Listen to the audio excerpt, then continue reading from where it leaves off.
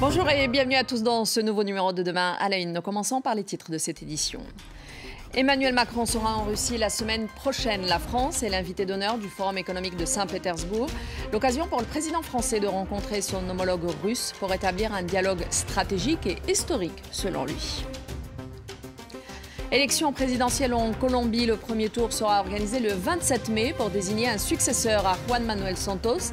La droite dure semble être favorite dans les sondages et la paix globale que le président Santos a essayé d'atteindre avec les différents groupes armés semble plus que jamais menacée. Bienvenue à tous. Emmanuel Macron est attendu donc les 24 et 25 mai en Russie dans le cadre du Forum économique de Saint-Pétersbourg. Le président français sera l'invité d'honneur du forum. Ce sera l'occasion pour Emmanuel Macron de s'entretenir avec son homologue russe Vladimir Poutine. Le président français dit vouloir mener un dialogue stratégique et historique avec Moscou. Les dossiers iraniens et syriens seront d'ailleurs en haut de l'ordre du jour de la rencontre entre les deux chefs d'État. Donc pour débattre de ce premier sujet, j'ai le plaisir d'avoir à mes côtés tout d'abord Valérie Gasse, journaliste et chef adjointe du service politique à RFI. Bonjour Valérie. Bonjour Aziza. Merci d'être avec nous et en face de vous, Altine Lazage qui est lui journaliste au service économie toujours à RFI. Bonjour Altine. Bonjour. Merci d'être avec nous tous les deux. Donc Valérie, je commence tout d'abord avec vous.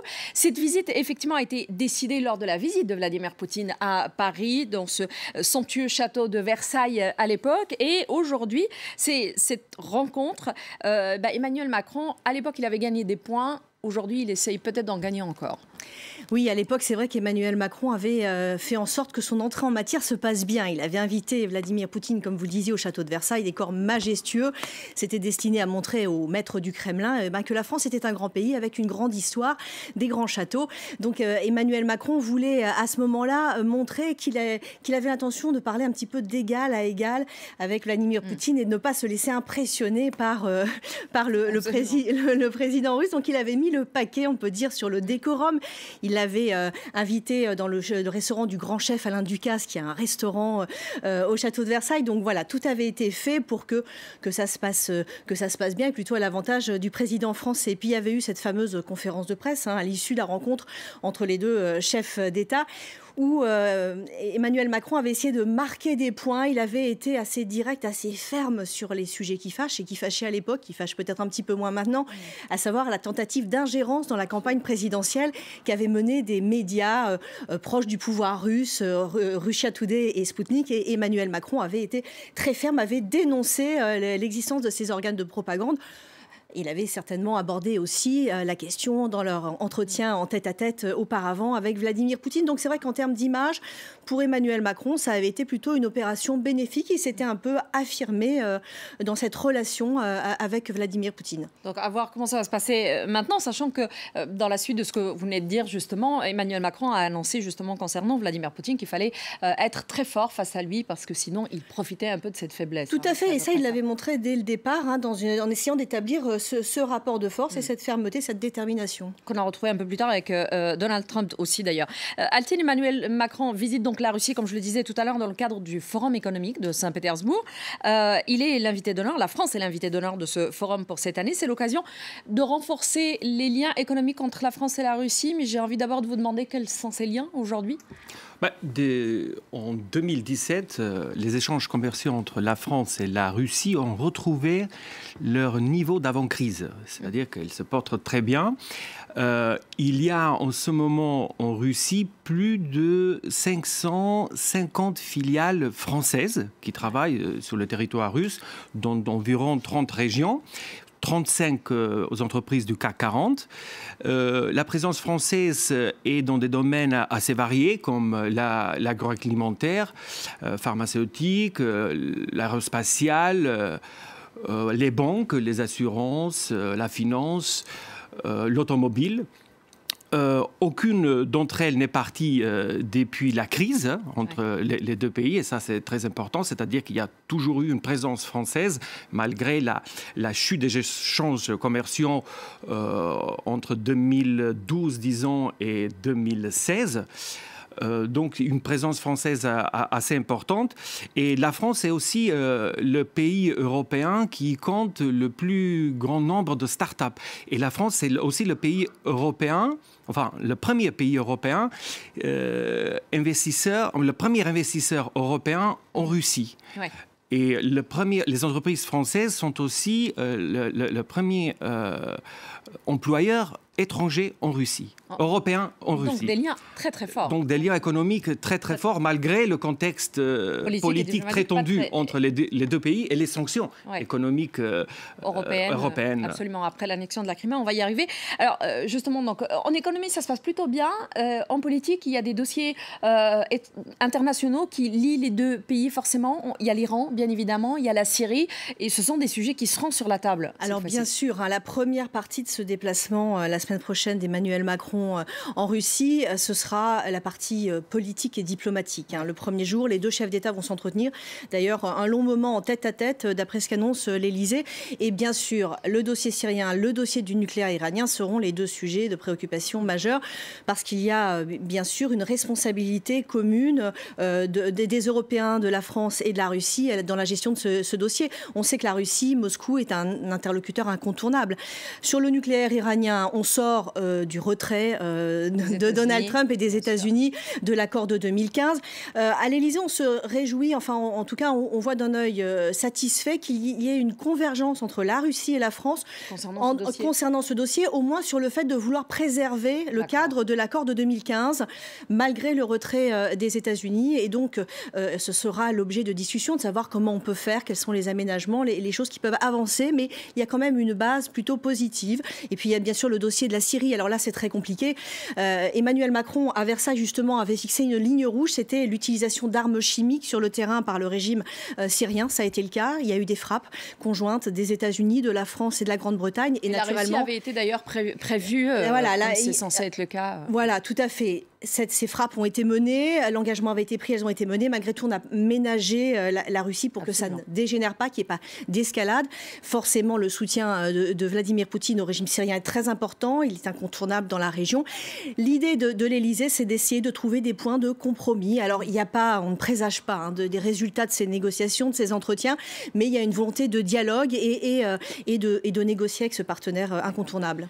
En tout cas, que ce soit peut-être un peu mieux que la visite d'État à Washington, puisqu'il en était revenu avec pas on va regarder avec chose. D'autant plus d'intérêt les résultats des entretiens avec Vladimir Poutine que, en fait, ça a été un échec pour Emmanuel Macron sur le dossier iranien. Cette visite à Washington n'a rien donné. Alors, Altine, Emmanuel Macron disait récemment qu'il souhaite arrimer la Russie à l'Europe et non laisser la Russie se replier sur elle-même. Alors, c'est beau, c'est très bien, c'est louable, sauf que, en parlant de l'Europe, justement, le président russe sait que l'économie de son pays a été plombée essentiellement par les sanctions qui étaient imposées par l'Union européenne, en plus de la chute du cours de pétrole, bien évidemment. Quel rôle pourrait jouer Emmanuel Macron, justement, dans cette relation un peu tendue entre l'Europe et la Russie, économiquement parlant, j'entends? Moi, je dirais que le risque n'est pas de voir la Russie s'isoler. Le risque, c'est de voir la Russie de basculer du côté asiatique. Oui. C'est-à-dire que un rapprochement entre Moscou et Pékin est tout à fait envisageable, d'autant plus que le sous-sol russe est engorgé de matières premières qui pourraient du coup intéresser le asiatique, qui attise les convoitises de la Chine, qui a besoin surtout de gaz et de pétrole. Et bien évidemment que la Russie a besoin de l'Europe. L'Europe, c'est l'Europe qui apporte de plus de capitaux étrangers en Russie. Donc la Russie a besoin de moderniser et de réformer son économie.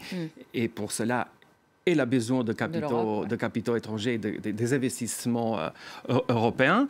Mais il y a aussi le gaz russe. Le Gazprom a besoin de l'Europe. Les clients européens sont très importants pour Gazprom.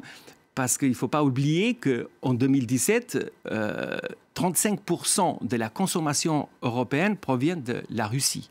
Oui. Et donc, le souci de la Russie, c'est de voir l'Europe peut-être un jour de s'approvisionner ailleurs. Donc, c'est très important pour la Russie. Et vous avez dit justement, les sanctions européennes ont eu un impact sur l'économie russe et surtout sur les investissements. C'est-à-dire elles ont impacté surtout la dynamique des investissements étrangers et domestiques en Russie. Donc, Emmanuel Macron, lors de cette visite, peut peut-être donner un autre élan, un nouvel élan à ces relations entre l'Europe et la Russie. C'est toujours la difficulté de jouer avec l'économie pour la politique ou le contraire. C'est-à-dire qu'il faut être pragmatique. Oui. Voilà. Et Emmanuel Macron, il va quand même avec une très importante délégation d'entreprises françaises. L'année dernière, il y en a eu 80. Il y a eu une vingtaine de contrats signés.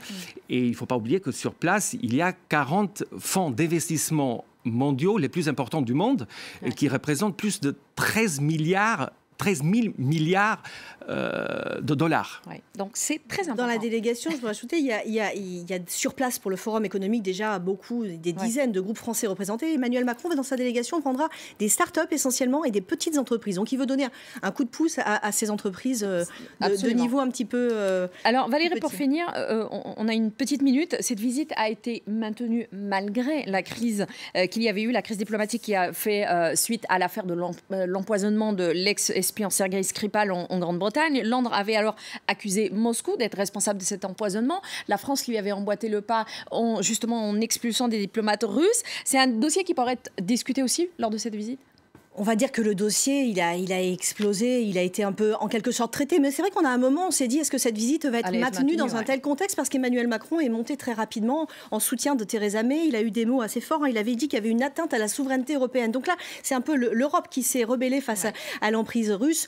Ça a peut-être compliqué l'organisation de cette visite. L'étape de Moscou qui devait avoir lieu le premier jour a finalement été abandonnée. Les deux jours se dérouleront à Saint-Pétersbourg, officiellement pour des questions d'agenda un peu chargées des deux chefs d'État, mais l'organisation a peut-être été un petit peu perturbée, mais la visite est maintenue et la volonté d'Emmanuel Macron, c'est de poursuivre le dialogue avec Moscou. Et d'aller de l'avant. Merci beaucoup Valérie, pour toutes ces explications. Merci Altienne d'avoir été aussi avec nous. Merci à vous de nous avoir suivis sur cette première partie, surtout vous restez en place, on revient juste après le bulletin d'information pour la deuxième partie de Demain à la Une. À tout de suite.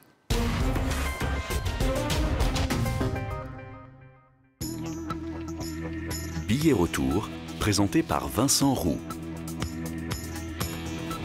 Il y a 30 ans, les Californiens ont bien cru que l'horreur était arrivée. Aujourd'hui, ce n'est qu'une question d'années avant que le plus gros séisme de l'histoire américaine ne dévaste la Californie. The probability of having a large earthquake in the Bay Area in the next 30 years is over 90%. It's going to happen and it will happen.